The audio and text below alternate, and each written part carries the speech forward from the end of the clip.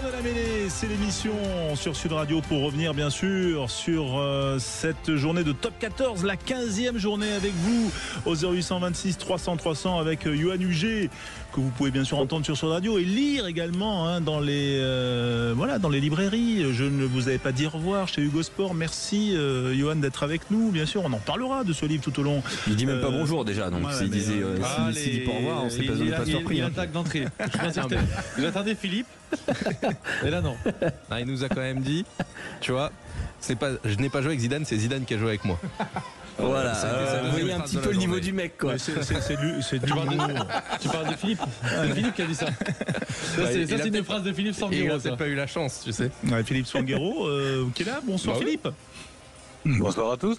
Merci d'être avec nous. Juste un petit point, on va faire récapituler les scores, mais c'est vrai qu'on s'est quitté rapidement là à Perpignan-Bayonne. J'ai l'impression qu'il y a de l'ambiance, donc ça doit sourire du côté d'Aimé Giral. Oui, bien sûr, étouffante ces dernières minutes ici à Aimé Giral. Perpignan qui s'en tire de justesse, 16-11, alors qu'on rappelle qu'à la dernière action, il y a Lucas Martin qui s'était extirpé de ce ballon porté pour venir mourir à quelques centimètres de la terre promise. Mais voilà, un ballon qui est arraché au sol, ce que vous voudrez. En tout cas, la vidéo n'a rien montré de bien répréhensible auprès des Catalans qui l'emportent ici et qui leur permet de venir arracher cette victoire face aux Bayonnais. Bayonne qui repart avec un but défensif bien mérité, mais Bayonne aussi qui repart avec de lourds blessés puisque Paulos et Eki sont sortis sur Siviera. Faut-il le rappeler, un lourd tribut payé par les Bayonnais pour amener un petit point de bonus défensif ici en Catalan, mais c'est Perpignan qui fait l'essentiel en remportant la mise face à l'Aviron, 16-11 ici à Aimé Giral. Ouais, mais on va dire ça s'annule puisque Pau a battu Clermont et on va dire pour les Catalans, on va dire c'est une opération blanche, 4 points de plus pour s'éloigner de la zone rouge, mais toujours derrière les Palois. On va récapituler donc les résultats avec toi Clément Combe, parce que ça avait commencé à 14h sur Sud Radio. Ouais, ça avait commencé à 14h avec la victoire du Stade Toulousain 27-17 sur la pelouse de Montpellier. Dans le multiplex qu'on vient de vivre, Castres s'est imposé au Racing 92-27. Vannes s'est imposé dans le match de la peur 33-28, laissant le bonus défensif au Stade Français. Clermont s'est incliné sur la pelouse de Pau 20-14 et enfin l'USAP, c'est avec Rémi Ruggiero, s'est imposé 16-11, bonus défensif pour Bayonne. Au classement, donc Toulouse reprend la place de leader à Bordeaux-Bègles d'un petit point, 51-50, devant Toulon qui n'a pas joué, qui jouera demain soir. Bayonne, Clermont, La Rochelle, Castres est 7e, Montpellier 8e, Pau 9e, Perpignan 10e, le Racing 92 est 11e, Lyon qui n'a pas joué est 12e, 13 Stade Français et 14 Vannes, ça n'a pas bougé, mais Vannes n'a plus que 4 points de retard sur le Stade Français. Ouais, cette journée rugby sur Sud Radio était aussi une journée consacrée au rugby féminin, l'élite 1, la 11e journée. Toulouse l'a emporté. Rémi Mességué, on l'a vécu en direct avec toi face à Montpellier. Oui, finalement, Toulouse a fait l'écart avec notamment un quadruplé de Charlotte Escudero. Toulouse s'est imposé 46-12 face à Montpellier. La logique a été respectée. Il faudra compter sur ces Toulousaines dans la course à la phase finale, voire plus. À noter que les deux équipes à noter une petite devant sont Toulouse et Bordeaux, un petit peu comme chez les hommes. Oui, c'est effectivement intéressant de le souligner. Merci Rémi d'avoir été avec nous en direct, nous a fait vibrer. Et puis voilà, il faut se dégourdir les jambes. Tu étais là depuis 14h aux commentaires à Toulouse. Et ouais, ça s'est enchaîné. Mais voilà, mais c'est bien. En tout cas, c'était un plaisir. Victoire donc des Toulousaines 46-12. Yohan. Et juste François, rapidement, puisqu'on parle de rugby féminin, il faut noter que les filles se sont qualifiées pour les demi-finales du tournoi de Perth en rugby à 7 et retrouveront la Nouvelle-Zélande demain matin. Ah ben ça c'est une bonne nouvelle, voilà. Et puis c'est une nouvelle ensoleillée du côté de Perth. Yohan, juste peut-être avant de rentrer dans le débrief sur le top 14, réaction sur ce match de rugby féminin. Voilà, on sait que c'est une semaine qui est consacrée, notamment dans les médias, un éclairage sur le sport féminin. Qu'as-tu pensé de ce match? Il y a eu notamment un triplé de Charlotte Escudero, voilà, les Toulousaines. On a l'impression de revoir un peu les garçons quand elles jouent. Oui, c'est la même ligne de conduite que tout le club. Tout le club joue de la même façon et les filles, pareil. On est content que le public soit resté, surtout au vu des conditions climatiques qu'il faisait à Toulouse. Elles avaient à cœur de montrer de belles choses malgré les conditions climatiques et c'est ce qu'on a vu. On a vu du beau jeu, on a vu des filles entreprenantes sur ballon en main et félicitations à elles. C'est une belle promotion pour le rugby féminin, en tout cas sur d'enchaîner une victoire aussi derrière les garçons. Ouais, et c'est quand même, Philippe, bon, c'est une expérience qu'on a déjà vue depuis le début de la saison, mais cette baissée de rideau qui reprend un peu les mêmes affiches que les garçons, je trouve que ça mériterait de se pérenniser, hein. Oui, parce que c'est le bon format. D'abord, ça permet au public qui ne viendrait pas spécialement pour les filles de mieux le découvrir. On a vu que le public était quand même resté malgré les conditions à Toulouse qui n'étaient pas terribles aujourd'hui. C'est beaucoup plus simple pour le diffuseur parce qu'il y a aussi une mutualisation de moyens. Et donc, ça permet de pouvoir mettre en avant le produit pour un coût moindre puisque les charges sont déjà là pour les garçons. Donc, en fait, quand on regarde tout ça, c'est assez simple, visiblement, à installer. Puis le succès est au rendez-vous, visiblement aussi bien en termes d'audience que dans le public. Donc ce serait bien de le voir se développer dans les années qui arrivent, mais je crois que c'est quand même la volonté et de la fédération et de la Ligue. Et est-ce qu'on ne pourrait pas le mettre en levée de rideau, Philippe? Tu penses que ça serait trop compliqué? Je pense que ça amène des questions surtout de pelouse, parce que sur ces périodes-là de météo, ça peut ensuite mettre en difficulté la pelouse pour les garçons. Et c'est vrai que les audiences sont quand même pas les mêmes. Et pour le diffuseur, je pense qu'il y a aussi un enjeu télévisuel et qu'il doit y avoir un sujet surtout au niveau de la pelouse. Et le fait de le mettre en même temps qu'un multiplex, c'est compliqué, je trouve, à tout suivre en même temps. Ça fait beaucoup de matchs. Après nous ça nous a permis en tant que radio de pouvoir le diffuser et de lui accorder la même valeur qu'un match de top 14. D'accord. Mais il y a un exemple, le multi-écran prend que 4 matchs. Oui. C'est vrai. C'est vrai. Il a fallu acheter une télé juste avant le direct pour pouvoir le suivre en plus. Elle fait 3 mètres de large, donc ça va. Voilà. Mais petit investissement sur les 40 prochaines années. Ou alors il faut juste augmenter le nombre d'écrans dans le multi-live, pour pouvoir suivre effectivement le match des féminines en plus du multi. Mais en tout cas, c'était un beau match et 46-12 le score pour des Toulousaines qui sont donc qui confortent et qui viennent de décrocher une 8e victoire. Messieurs, on va parler du top 14 d'ici quelques secondes. Première pause parce que on a vu quand même pas mal de choses et on a envie de revenir avec vous sur les différents enseignements de ce multi. À tout de suite. Avec vous, vous êtes les bienvenus au 0826 300 300 pour débriefer en compagnie de Yohan Huget, de Philippe Spanghero, d'Alexandre Priam, de toute l'équipe Sud Radio, débriefer cette 15e journée et se projeter également sur le tournoi des Destinations. On va en parler puisque c'est le début à partir de vendredi prochain. Un petit mot, Yohan, quand même sur le résultat que tu fais ressortir de ce multi là qu'on a. La victoire de Vannes.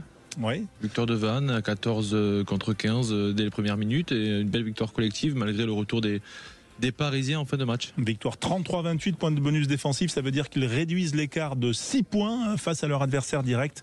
Ça veut dire qu'ils sont encore dans le coup. Philippe, quel résultat tu mets en avant toi aujourd'hui?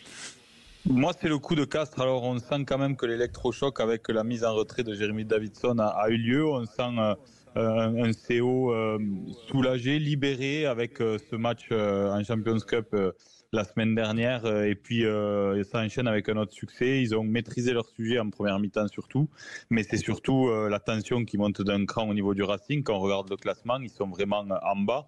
Avant le match du Loup, je vois pas le Loup aller faire un coup à l'UBB, mais malgré tout, ils sont à 2 points du Stade Français qui est en position de barragiste ce soir.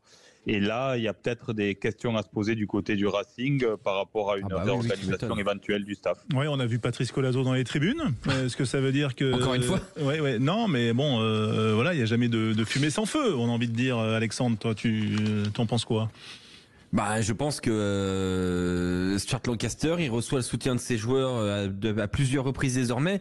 Mais là, la réalité, c'est que c'est même plus une question de soutien des joueurs, c'est une question de garder la face. Laurent Travers, il va quitter le club. Jackie Lorenzetti, il était là, il était effondré. J'ai l'impression qu'il allait pleurer au bord du terrain. Les gros je pense que Jackie, à la fin est terrible. Terrible. Je pense qu'il va prendre une décision sans consulter les joueurs, sans consulter qui que ce soit. Il va prendre sa décision et je ne vois pas dans quelle mesure Stuart Lancaster peut rester l'entraîneur d'un club qui est à la dérive avec une telle masse salariale, avec un tel historique. Ça me paraît improbable. Ouais, improbable. On est ravis d'accueillir sur l'antenne de Sud Radio Léo Banos, jeune 3e ligne du Stade Toulousain, mais qui brille depuis de quelques saisons, mais notamment ces derniers mois. Et il fait partie de cette équipe qu'il a emporté aujourd'hui, équipe de Toulouse, face à Montpellier en début d'après-midi pour ouvrir la 15e journée face à Montpellier 27-17. Bonsoir Léo. Bonsoir. Merci d'être avec nous en direct. Bon, j'imagine qu'il y avait des sourires quand même si, ceci dit, sourire ou ce bonus offensif non validé qui peut-être vous reste en travers de la gorge. Non, mais c'est sûr, le bonus, on y pensait à la fin du match, mais après, vu le score de la première mi-temps, on était quand même content de gagner cette équipe de Montpellier qui était venue avec une très grosse équipe et qui était venue avec des ambitions de victoire. Donc c'était le premier match des doublons et on est très content de la victoire. Ouais, elle est belle effectivement, elle permet à Toulouse de revenir, de dépasser en tout cas l'UBB avant le match de ce soir. Johan Huget, Léo Banos, voilà. Salut Léo, félicitations pour la victoire déjà. Première mi-temps un peu compliqué. Qu'est-ce qui s'est dit dans le vestiaire pour faire un 27 quasiment 0 pendant 70 minutes? On vous a senti revenir avec d'autres intentions ou c'était vraiment compliqué à jouer avec les conditions climatiques? Ouais, non, c'est sûr, première mi-temps assez compliqué avec les conditions climatiques. On a eu une grosse équipe de Montpellier en première mi-temps et après en seconde mi-temps on a eu du rythme, on a voué tous les ballons qu'il fallait et c'est ce qui a fait qu'on gagne et qu'on marque des essais en deuxième mi-temps. Après c'est en cherchant du rythme en seconde mi-temps qu'on a réussi à marquer, donc c'est plutôt bien pour l'équipe. Ouais, c'est ça, on vous a senti...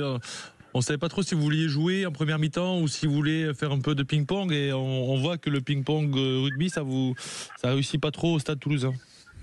Ouais, non, c'est sûr, on a plus l'habitude de jouer avec une meilleure météo bien sûr, mais là je pense que cette année on n'a jamais fait de match comme ça où il y a eu un peu un temps un peu pourri en début de match, premier match de doublon, donc on a essayé de se trouver en première mi-temps et après à la mi-temps au vestiaire, on s'est tous encouragés et c'est ce qui a fait notre victoire à la fin. Voilà, avec un essai de Blair Kinghorn où tu as Léo magnifiquement décalé ton partenaire, voilà, qui était Mathis Lebel pour ensuite. Non, mais c'était très beau. En tout cas, voilà, les gens qui suivent le rugby, ils sont sensibles. Bravo à toi, Philippe Spanghero, avec Léo Banos.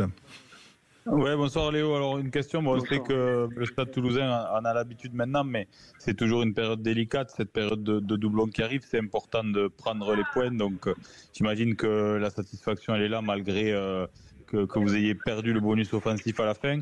C'est vrai que pour revenir sur ce que disait Johan, on vous a senti en difficulté en première mi-temps sur les zones de conquête, notamment les zones de ruck où les Montpelliérains ont quand même vous ont posé des difficultés, ont beaucoup ralenti le jeu en plus des conditions climatiques.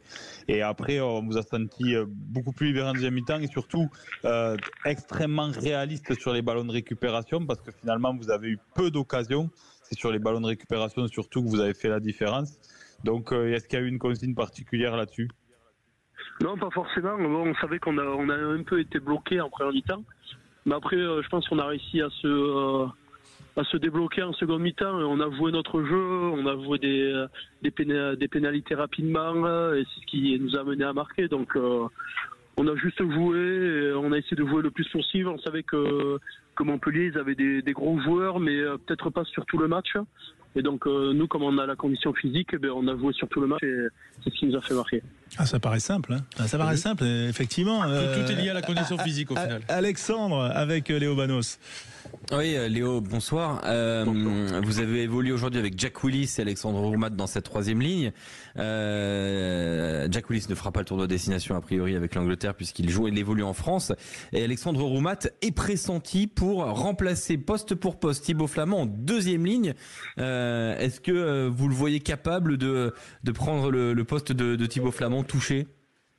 Ben, bien sûr, après entre Alex il a déjà joué seconde ligne donc pourquoi pas il le referait mais non mais je pense qu'il va y arriver et, je sais pas. Est-ce que ses qualités collent? Au pire son père donnera quelques consignes. Il a un peu le même style de jeu que Thibaut, hein.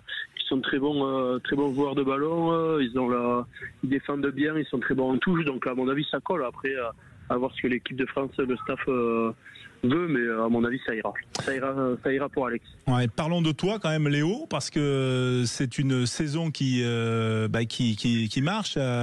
On rappelle que tu es de Parentis, comme Baptiste Serin, que ensuite tu as éclos et tu as été formé au Stade Montois, tu es venu à Toulouse, mais souvent tu as été renvoyé, enfin il y a eu un échange en tout cas avec le Stade Montois. Cette saison, tu sens que tu as franchi ce cap-là?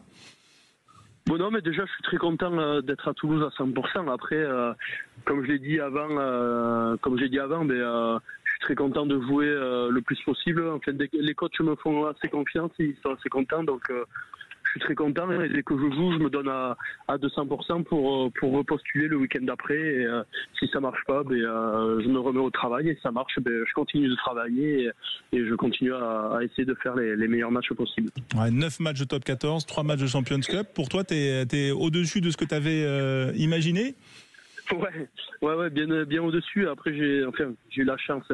Il y a des joueurs comme François qui se sont blessés sur certains matchs, donc j'ai pu postuler à leur place. Mais comme j'ai dit, je suis très content de l'année que je fais. Mais après, faut continuer comme ça jusqu'à la fin de saison et les autres années, c'est le plus compliqué, je pense. Bon, alors moi je vais être peut-être indiscret, mais qu'est-ce qui a fait que toi de Parentis, Baptiste il était monté à Bordeaux et toi t'es plutôt allé vers le Stade Montois? C'est un Bordelais là qui parle, François. Non, il choisit les meilleurs clubs. Le Stade Montois, tout simplement parce que j'ai eu deux, trois copains là qui sont allés au Stade Montois et comme on se connaissait, on y est tous allés. Et comme on s'entendait bien, on s'est suivi jusqu'à la catégorie espoir et après eux ils sont partis et moi je suis resté en Pro à 2, mais je suis toujours en contact avec ces mecs-là maintenant, donc c'est ça qui est bien. Voilà, c'est ça finalement la définition du rugby, Johan. Ça reste quand même le choix des copains aussi. Ça. Non, on les suit. Après, chacun prend des routes différentes, mais jusqu'à l'école du rugby, voire Crabos, on essaie de suivre les copains, de se retrouver le samedi. Allez, un dernier petit mot peut-être, Philippe ou Alexandre. Philippe? Oui, j'avais une dernière question pour Léo qui concerne un peu son regard en arrivant aussi d'ailleurs sur ce qui fait la différence au Stade Toulousain, sur sa capacité d'intégrer autant de jeunes joueurs. On l'a dit la saison dernière, presque 60 joueurs utilisés. On est à peu près sur les mêmes standards cette année, ça c'est exceptionnel. Puis surtout, on sent que tous les jeunes qui ont leur chance, on l'a vu à La Rochelle, ils sont au niveau tout de suite. Comment tu l'expliques ça, Léo? Ouais, mais forcément. Enfin, dès qu'il y a des jeunes qui jouent, je me compte parmi les jeunes, mais on donne tout sur chaque match. Comme on l'a vu à La Rochelle, comme vous dites, on s'est envoyé vraiment comme des lions sur tout le match et on ramène un point de bonus défensif. On aurait pu avoir mieux, mais tous les jeunes s'entraînent presque tout le temps avec les pros et c'est ça qui est bien. Ça fait, ils font partie du groupe, donc c'est ça qui fait la réussite du club. Allez, dernière petite question, Léo. On vous a vu dans la bodega. J'ai vu un truc passer sur les réseaux dans la bodega juste après le match en tenue. Qu'est-ce qui s'est passé? Hugo là voulait nous faire aller dans la bodega là, donc on y est tous allés avec l'équipe et c'est des bons moments de partage avec l'équipe, donc c'est top. Voilà, et vous avez pu jeter un petit œil sur les féminines qui l'ont emporté 46-12 face à Montpellier? Ouais, voilà, elles ont fait un gros match, on l'avait à la télé dans la bodega au début, après on est allé les voir, donc c'est parfait pour eux aussi. Bon, super, merci en tout cas Léo d'avoir été avec nous en direct sur Sud Radio, grand plaisir, 22 ans et valeur montante du Stade Toulousain, 3e ligne, vraiment de grand rayonnement. On est très heureux de t'avoir eu avec nous en direct sur Sud Radio. À très bientôt en tout cas, et on va enchaîner au cœur de la mêlée avec Yohan Uget, avec Philippe Songuero, avec toute l'équipe Sud Radio pour parler du 15 de France dans un instant. Restez avec nous. Au cœur de la mêlée, Yohan Uget, Philippe Songuero, toute l'équipe Sud Radio, vous bien sûr au 0826 300 300 pour parler de l'actualité, celle du top 14 que l'on a vécu ensemble et que l'on continuera à vivre ce soir avec le match UBB Lyon.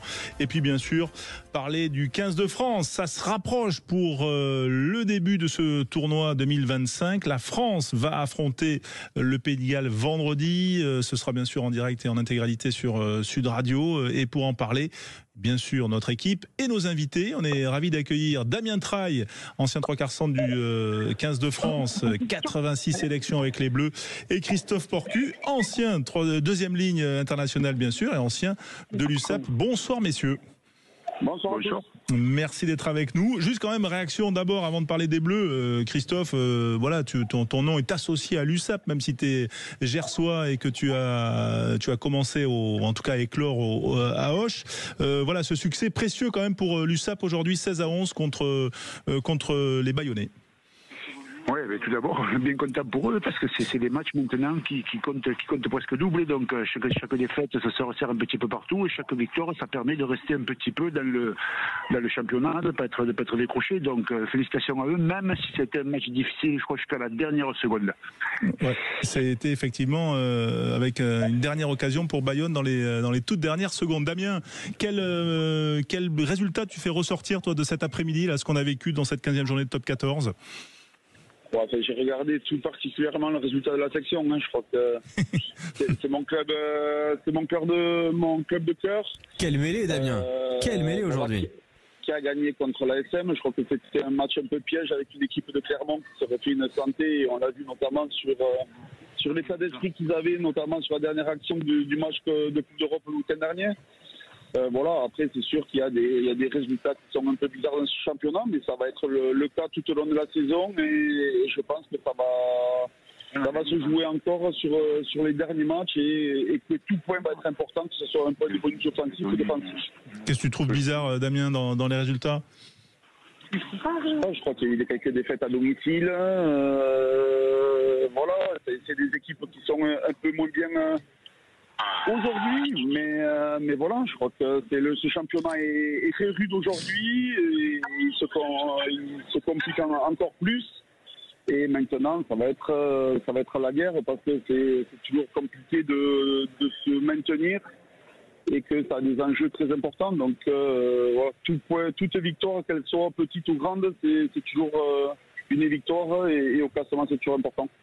Parlons du 15 de France quand même. On attend ça toujours avec impatience, au début du tournoi, inamovible tournoi et compétition assez incroyable entre de l'hémisphère nord. La France qui va jouer le Pays de Galles. Bon, il y a a priori pas de problème sur le papier. On a quand même la compo, bien sûr, va sortir dans la semaine, et on a envie d'en savoir un peu plus, notamment à certains postes, Alexandre. Bah évidemment, il y a des cas très très importants, notamment il y a des postes où il y a pas beaucoup de concurrence. On vous le rappelle, au poste de demi-mêlée, demi-d'ouverture, il y a très peu de concurrence. Il y a des postes où il y a des joueurs qui pourraient s'affronter pour une seule et même position. On pense notamment au numéro 4, tiens, on le disait il y a quelques instants, Alexandre Romat, a priori face à Hugo Radou sur cette bataille-là. Il y a un sujet au poste de pilier gauche. Jean-Baptiste Augros est-il désormais devant Cyril Baille? Il y a un sujet au poste de centre. Aussi, est-ce que Gailleton et Barassi sont en concurrence au détriment de Nicolas Deporter? Voilà, il y a pas mal de petits sujets à aborder quand même. Justement, on va les aborder. Tu veux commencer par quoi, Johan? Les cas sur les avants ou sur les trois quarts? Sur les trois quarts. On est le plus à l'aise. Les trois quarts. Bon, Christophe, désolé, j'ai demandé à Johan. Voilà, on va commencer par les trois quarts. Le poste de trois quarts centre, Damien Traille. Tiens, Patrice Agisquet était avec nous lundi soir sur Sud Radio. Lui, il voyait une paire qui était plutôt Barassi et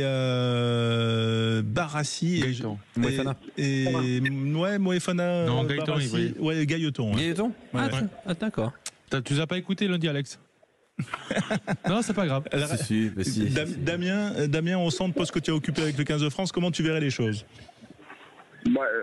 Aujourd'hui, je crois qu'il y a plusieurs profils différents. Je crois que si on prend la paire de centres qui joue généralement à l'UBB, qui est assez complémentaire, mais ils sont aussi performants parce que l'équipe est performante. Il y a Emilien Gailleton qui a cette faculté lui aussi de pouvoir dépanner au poste d'ailier. Donc voilà, et Barassi qui montre tout son potentiel malgré cette concurrence qu'il y a au Stade Toulousain. Donc voilà, c'est un choix de stratégie de jeu, c'est un choix, je vais pas dire difficile. Je crois que l'équipe de France a aujourd'hui un panel de joueurs assez large avec plusieurs possibilités d'association. Et pour être le plus performant, on le voit, on a un vivier qui est important quand on voit notamment au poste de demi-mêlée. Alors oui, il y a Antoine Dupont qui est au-dessus du lot, et ça personne ne peut le contredire. Mais quand on voit qu'on laisse des joueurs comme Baptiste Serein, comme Pouillou, et qui sont très performants avec le club, ça montre la qualité qu'on a dans notre formation du rugby français. Et c'est très bien parce que pour être performant, il faut de la qualité, il faut de la quantité, et ça met un peu plus de concurrence dans le groupe. Et le Pays de Galles, c'est le moment aussi où on peut se permettre d'essayer les joueurs, vu qu'ils sont dans une phase un peu compliquée en ce moment, et c'est l'occasion de tester les associations. Donc toi, ça serait plutôt Moefana Barassi et Gailleton sur le banc. Ouais. Et Damien, c'est ce qui se profile, non Oui, enfin c'est ce qui ressemble. Voilà. Est-ce que Christophe Porcu a un avis sur cette concurrence au centre? Parce qu'on est ouvert. Les avants peuvent parler des trois quarts. Non, parce qu'après, c'est comme pas la question. Non, mais après, comme l'a dit, comme tout le monde le dit, après la chance qu'on a, c'est qu'on a des joueurs incalculables à tous les postes. Donc à partir de là, c'est vrai que, comme le dit Damien aussi, ça va être tout dépend de la stratégie qu'ils vont mettre en place. Mais après, franchement, quand on voit les matchs de Coupe d'Europe, qui est un petit peu le révélateur avant le tournoi, on s'aperçoit quand même que c'est bon à tous les postes. Donc que ce soit Pierre, Paul ou Jacques, je ne sais pas s'ils existent, mais bon, il y aura de gros matchs et de gros affrontements à certains postes. Ouais, Philippe Spanghero, est-ce que toi, on va dire, la réflexion a évolué notamment depuis lundi là, par rapport à ce qu'on s'est dit sur l'antenne? Déjà, avant lundi, on avait eu le débat sur Gailleton et De Porter. Moi, je trouvais que Gailleton était un peu favori parce que De Porter est revenu quand même tard de blessure. Il a donné des garanties là depuis qu'il est revenu, mais il est revenu à la compétition il y a à peine 3 semaines, je crois. Donc, est-ce qu'il pâtit de ça ou vraiment d'un choix qui n'a rien à voir avec l'état de forme? J'ai l'impression. C'est a priori pas seulement ça, et honnêtement c'est une question parce que on pensait que De Porter était devant Gailleton. Après sur la complémentarité, bon je vais pas, j'ai moins d'expertise que Damien et que Johan, mais je trouve que Moefana et Barassi, même s'ils sont pas tout à fait dans le même profil, seraient peut-être moins complémentaires qu'un Moefana Gailleton. Donc je me pose la question. Après, je ne sais pas si on peut se permettre quand même malgré tout, avec les attentes qu'on a sur ce tournoi, de se dire que on va tester des choses sur le Pays de Galles. Voilà, il faut avoir des certitudes et mettre l'équipe qui est là, a priori la plus performante, et les associations qui fonctionnent. Damien, Barassi, parce qu'il peut jouer aussi premier centre, et Gailleton, ça peut être pas mal, puisque Moefana aussi, il peut jouer ailier. On l'a déjà vu avec l'équipe de France. Et ça peut être ça aussi, la paire Barassi-Gailleton. Vous savez, Fabien a toujours des surprises, donc c'est lui qui la sortira. Mais je crois que quelle que soit l'affiche, après je suis pas sûr que ça soit le moment de tester, parce qu'il faut toujours bien rentrer dans une compétition, sachant que c'est une année impaire et on va se déplacer 3 fois.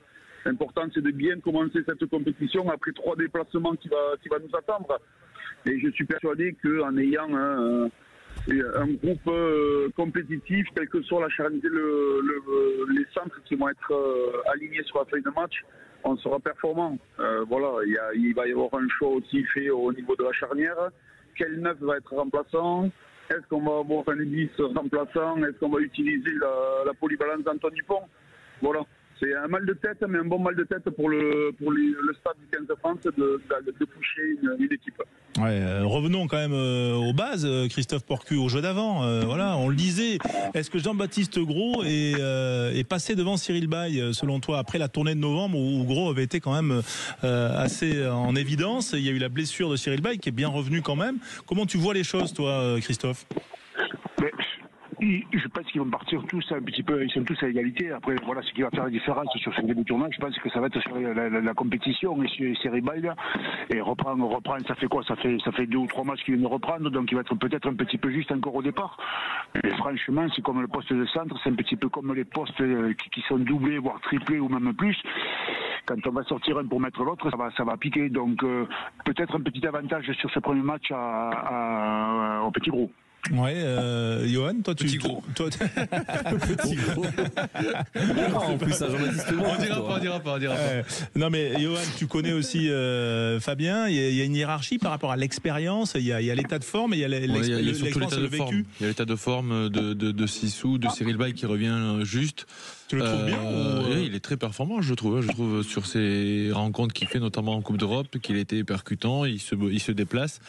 Voilà, est-ce qu'il y a aujourd'hui là le niveau international, ça on ne sait pas, donc peut-être qu'il privilégie plus le Petit Gros. Ouais. Mais qui lui aussi a été blessé. Philippe Spanghero, est-ce que toi, sur ce sujet-là, tu penses que Galtier va faire le choix de l'expérience ou le choix de la jeunesse, entre guillemets? Le choix surtout des garanties physiques, pour moi là, je suis plutôt d'accord avec Damien, il faut bien démarrer, se donner toutes les garanties. Peut-être que Cyril Bay va manquer un peu de rythme. Jean-Baptiste Gros, il revient aussi de blessure, hein, les gars. Ouais, mais elle est moins importante que Cyril Bay. Elle est moins grave, elle est bien moins grave. Il a été beaucoup moins arrêté. Donc honnêtement, je sais pas. Le problème, c'est que la hiérarchie, elle évolue vite et tant mieux. On a le luxe d'avoir des doublures à des postes importants. Je trouve quand même que le petit Gros s'est drôlement rapproché de Cyril Bay dans la tête du staff, de l'impression que j'en ai. Ouais, le point de vue de Damien Traille quand même, qui connaît aussi bien la psychologie du sélectionneur. Voilà, comment tu vois les choses? Écoutez, je pense que de l'extérieur, on ne peut pas vivre ce qui se vit de l'intérieur. Je pense que le staff a sa stratégie pour affronter le Pays de Galles avant comme j'ai dit avant, de se déplacer 3 fois. Maintenant, ça va être ou l'état de forme qui va être mis en jeu pour cette première composition, ou les joueurs qui sont susceptibles de répondre. Je ne sais pas quelle est la stratégie. Avant, on partait sur un groupe d'anciens. Maintenant, on ouvre un peu plus sur les jeunes. Je pense que comme on a dit, on a le vivier pour pouvoir mettre différentes équipes sur le terrain et être performant. Maintenant, il faut se focaliser sur nous et j'espère que le tournoi sera réussi. Ouais, le dernier petit point, on va dire sur les points d'interrogation, c'est le poste de deuxième ligne, numéro 4.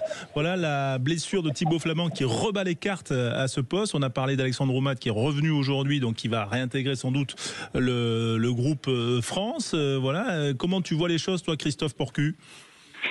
Mais franchement, je pense qu'il peut jouer seconde ligne aussi, parce que c'est quand même quelqu'un qui s'est déplacé très bien. Et dans un match, à quoi on va dire qu'il y a 8, 9, 10 mêlées, avec des grosses mêlées à faire. 10 mêlées. Et 10 mêlées, c'est pas le gaz qui va y laisser. Mais par contre, après, c'est un joueur qu'on peut jouer et qu'on peut retrouver surtout dans toutes les zones du terrain. Et qui est vraiment en grande forme. C'est quelqu'un qui en conquête est très bon aussi, dans les rucks, voilà, un joueur complet, et qui a lui aussi à son meilleur niveau. Donc je pense que pour contrer un petit peu cette conquête galloise, après il va y avoir quoi? Il va y avoir trois sauteurs certainement, donc ça va être l'atout numéro 1 aussi, je pense, en seconde ligne. Ouais, toi t'aurais aimé. Il y a un point important. Attends, juste, t'aurais aimé, Christophe Porcu, des matchs à 10 mêlées? À l'époque, il y en avait beaucoup plus, hein, et peut-être moins. Non, mais là, après, vous avez vu, la première ligne qui est en ce moment, je veux dire, c'est des mêlées qui vont très bien se passer pour lui. Puis c'est quelqu'un quand même qui joue seconde ligne aussi de temps en temps. Donc après, à ce niveau-là, c'est pas la puissance et les forts qu'on y laisse aussi, c'est juste assurer nos bancs. Et à partir de là, après, c'est surtout dans la continuité du jeu qu'on va retrouver le petit Roumat un petit peu dans toutes les zones du terrain. Ouais, et il avait notamment bien dépanné à ce poste-là dans le tournoi 2024. Oui, Alexandre. Il y a quand même un point important qu'on n'a pas évoqué, c'est les options en touche. Si on se dirige bien vers une troisième ligne composée donc de Cross, Boudéan et Aldrit, il n'y a pas de joueur extrêmement aérien comme peut l'être Roumat ou Olivon dans cette troisième ligne. Et Meafou étant quand même assez massif en deuxième ligne, le joueur qui sera titularisé en 4 aura une pression particulière sur l'exercice de la touche. Il sera, je pense, beaucoup visé et sera peut-être même le capitaine de touche de cette équipe de France. Donc ça va pas être un rôle à la légère, je pense, pour ce deuxième ligne.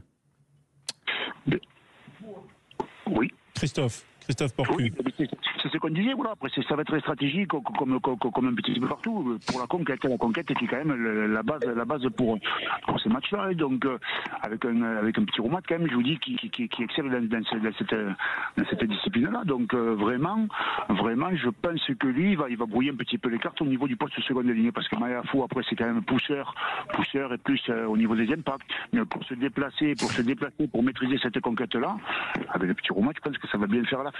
Ouais. Un petit mot, Damien, sur ce point. Est-ce que toi qui connais Alexandre depuis qu'il est gamin, voilà, est-ce que le poste de deuxième ligne se transmet de génération en génération, les gènes sont là? Je sais pas, tout le monde l'a remarqué. Je pense qu'il a pris une dimension énorme depuis qu'il a rejoint le Stade Toulousain. Il faisait déjà des grosses performances avec l'UBB. le fait de jouer dans cette équipe de Toulouse lui a fait prendre de l'expérience, de la maturité, et je pense qu'aujourd'hui c'est plus qu'un troisième ligne, ça peut être en seconde ligne, et il a la qualité avec sa taille et tout, il a une dextérité avec des mains qui est assez incroyable, et si aujourd'hui on prend un jeu de mouvement, c'est le joueur qu'on a besoin en complémentarité, je pense, de Miafou, en l'absence de Thibaut Flamand, qui lui aussi, il faut le dire, fait des grosses performances. Ouais, et avait été absolument rayonnant, notamment en Champions Cup lors du match contre Leicester la semaine dernière. Dernier petit point peut-être, Alexandre, sur ces groupes, sur cette composition du 15 de France.